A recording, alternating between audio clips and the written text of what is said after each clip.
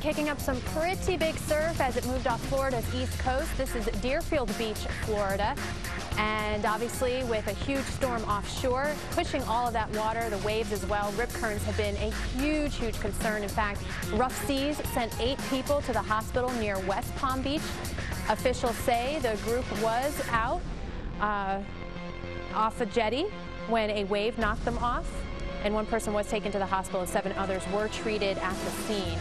Another factor to what Irene will be bringing through much of the East Coast, tidal concerns as well. We have a new moon, which will make the high tides in many locations even higher. Here is the tide forecast for Cape Cod, Massachusetts at 11:09. The next high tide tomorrow, and then after that 11:24 p.m. And you can see on Sunday another high tide at 11:54. This is when Irene will be bearing down on parts of the Northeast, including beginning to move into New England as well.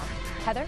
All right, thank you, Maria. And we want to get you now back out to the front lines. Eric Fisher is in Virginia Beach. And Eric, we just heard from the governor of Virginia.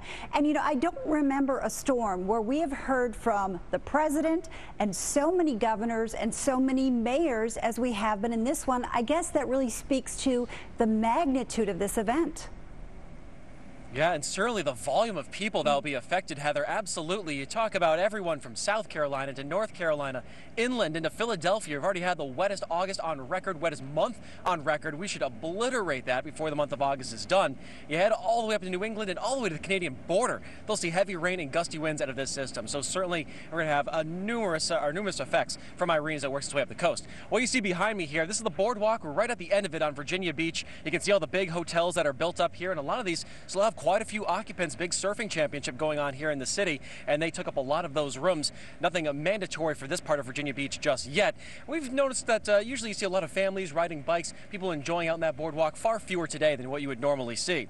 Then we've got this sand berm here that they built last night. That is to protect a playground, brand new spot they built for the children here and around Virginia Beach as a very new, recent addition to the area, and they're hoping that that wall will protect from the surge. And you head further out to the water here, and you can see some of the waves that are starting to come their way in. Nothing huge just yet, but certainly by tonight we'll see those waves really come up. We'll also talk about the storm surge tomorrow, especially right around this time is when we'll get into the worst of Irene here in Virginia Beach. And talking about the flooding, Norfolk, a city right down the road that is so susceptible to flooding. We're expecting a foot of rain or more potentially, strong winds, and then the surge. We could talking about a very significant impact, similar to what we saw at Isabel in 2003, which led to over $1 billion of damages here in the state of Virginia. Right now we want to head up the shoreline into New Jersey. That's where Adam Berg is standing by in Asbury Park. The latest on what they're doing there. Hey, Adam. Hey there, Eric. Yeah, just up the road a bit. We're looking at mandatory evacuations for a couple parts of New Jersey. Not for this area just yet, but those could be coming very shortly. So we have some mandatory evacuations here for Cape May County, also Long Beach Island in Ocean County. We expect the evacuation orders to continue to beef up. In fact, this beach where I am right now in Asbury Park, this is going to be shut down to the public as early as 5 p.m. this evening, all the way through Monday. The earliest you're going to probably be able to get back out to the beach will be 9 a.m. And I want to bring in the Monmouth County Youth Corps, and they're well prepped on what to do to stay safe out here. But I just want to ask you guys a couple questions just to make sure that you guys know what to do to stay safe. So first of all, what's your name and what are you going to do to stay safe? Amanda Fitzpatrick, and go to Monmouth Mall. Monmouth Mall? Yes. How far away from the shoreline is that? It's about 30 miles, I want to say. Okay, 30 miles away from here. That's a good start. How about you? Your name? Shawnquelle Lindsay. And what are you going to do to stay safe? Stay home. And where is home for you? In Asbury.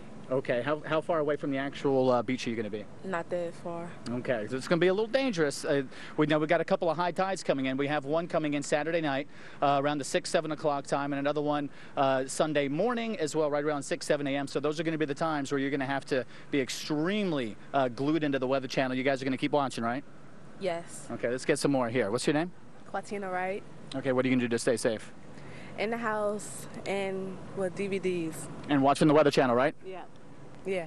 All of you watching the Weather Channel, right? Yes. There we go. Okay. All right. We're going to let you know of any extra developments happen here from Asbury Park. Adam Berg, back to you, Maria. I appreciate it, Adam. Also getting lots of reports that major highways along the Jersey Shore, the AC Expressway, the Garden State Parkway, jam-packed right now with people trying to get away from the beach. All right, well, our struggling economy could take another big hit from Hurricane Irene. So we want to talk about some of the potential effects. Now, according to the chief economist for Moody's Analytics, Mark Zandi, the area impacted is an economic powerhouse for the country. The Northeast contributes $3.2 trillion to the economic output of the nation. It brings 20% of the total economic output in this country, and it's the most productive region in the U.S. The Mid-Atlantic and Northeast are responsible for $12 billion in daily output. Now, if we lose a portion of that output for an extended period of time, it could result in a negative growth number for the third quarter. That's very bad news for our already struggling economy. Now, in the long term, there's better news. Insurance and government dollars flowing in typically have resulted in fast recovery, and the money works to stimulate the regional economy. Now, one example, Japan has come back very strongly from the earthquake and tsunami there earlier this year. Heather? All right, thank you so much. And Hurricane Irene is turning closer and closer to the U.S. You need to prepare right now. Time is definitely running out. So some things you may want to think about. Stock up on batteries. Also have a battery-powered